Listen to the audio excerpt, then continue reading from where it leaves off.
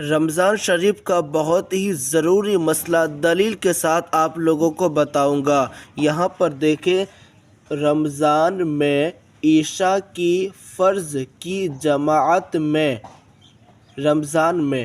عشاء کی فرض کی جماعت میں یعنی جو ہم عشاء کی نماز پڑھتے ہیں تو پہلے 4 رکعت سنت پڑھتے ہیں اور سب اکیلے پڑھتے ہیں، اور اس کے بعد 4 رکعت فرض پڑھتے ہیں جو امام صاحب کے پیچھے پڑھتے ہیں۔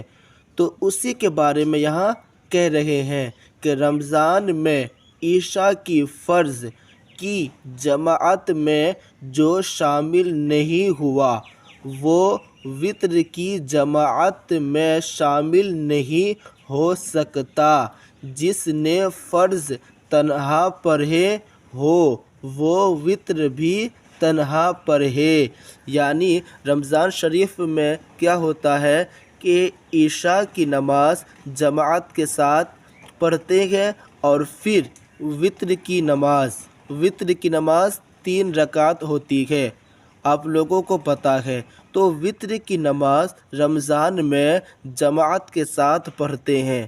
تو جس نے 4 رکعت فرض عشاء کی جو پہلے پڑھتے ہیں، تراویح شروع ہونے سے پہلے جو 4 رکعت فرض عشاء کی پڑھتے ہیں، اگر ہم امام صاحب کے ساتھ وہ نماز جماعت کے ساتھ پڑھے ہیں تو وتر امام صاحب کے ساتھ جماعت سے پڑھیں گے، اور اگر عشاء کی فرض نماز امام صاحب کے ساتھ جماعت سے نہیں پڑھے ہیں تو وتر بھی ہم نہیں پڑھ سکتے، ہم کو اکیلے پڑھنا ہے۔ اس لیے کہ ہم نے عشاء کی فرض اکیلے پڑھے ہیں تو وتر بھی اکیلے پڑھنا پڑے گا۔ بہت لوگ یہ سوچتے ہیں کہ عشاء کے فرض میں شامل نہیں ہو پایا تھا یا نہیں آ پایا تھا، لیکن وتر میں تو ہوں، تو وتر میں امام کے پیچھے پڑھوں گا، تو اس سے کیا ہوگا؟ ایسا پڑھنے سے منع کیا گیا ہے۔ آپ کو کیا کرنا ہے؟ اکیلے پڑھنا ہے۔ اس لیے کہ آپ نے عشاء کے فرض اکیلے پڑھے ہیں تو آپ کو وتر بھی اکیلے پڑھنا ہوگا۔ اس کو خیال رکھیں۔